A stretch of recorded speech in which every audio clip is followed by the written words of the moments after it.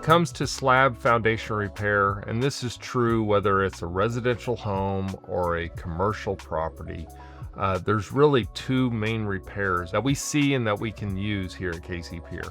Either you're seeing some form of settling in the form of a depression or tilt in the slab of the structure that you're working on, or you see some type of settling in the forms of, say, corners or walls that are ultimately settling. When you have depressions in certain areas, or some of the areas have just fallen off to the wayside just a little bit, it's most likely caused by voids underneath the slab itself.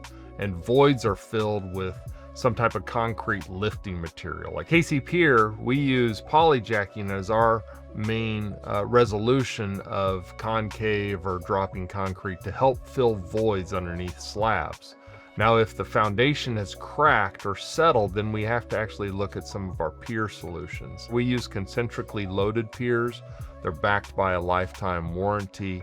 We actually space them out to engineering standards, and those are repairs that actually come for a lifetime. So to determine the type of repair that you need, it's probably best to just simply set up a structural consultation. Our guys will show up, they'll assess the issues itself. You can actually point them in the direction of where you think the issue may be, but most likely they're going to assess the whole foundation, and they'll actually grid it out and CAD it out so you'll actually see it digitally, and that file lives with us permanently.